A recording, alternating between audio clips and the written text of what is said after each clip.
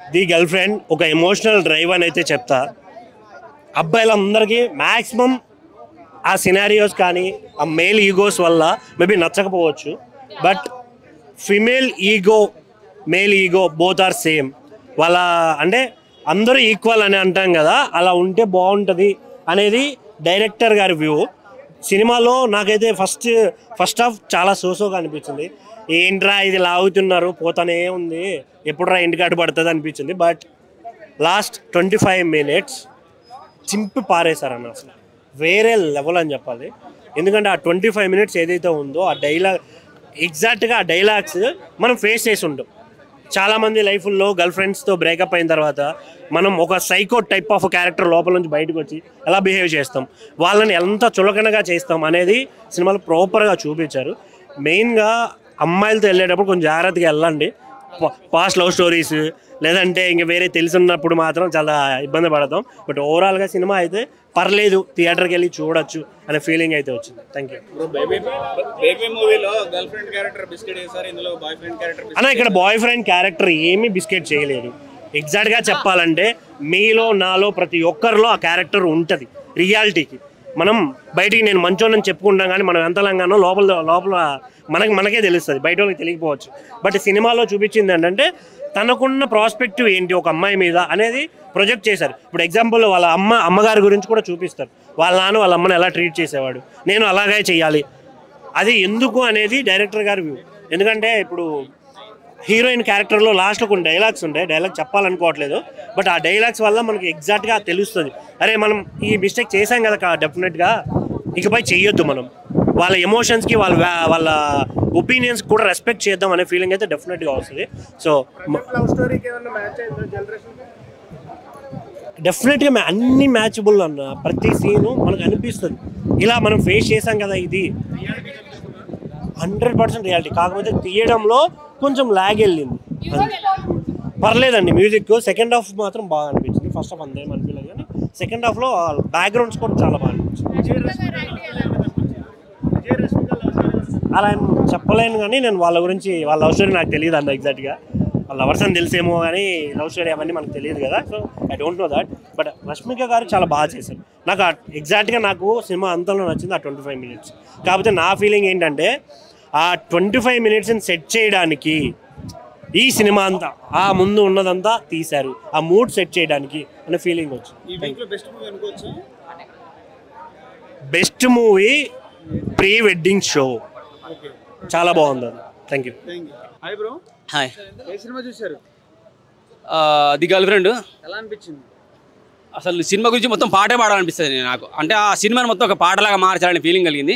Just ఒక line వినిపిస్తా. ఎర్ర జండెర జండెర జండెర జండెర జండెర జండె నీయలో ఎర్రెర్రనిది జండె నీయలో రశ్మిక మందనయ్య నీయలో రమ్మని అన్నది నీయలో రాహుల్ రవీంద్రని నీయలో రారా అన్నది నీయలో ఎర్ర జండెర జండెర జండెర జండ్. ఈ పాట నేను ఎందుకు పాడినో తెలుసుకోవాలంటే ఖచ్చితంగా సినిమా చూడాలి. ది గర్ల్ ఫ్రెండ్ సినిమా చూడాల్సిందే.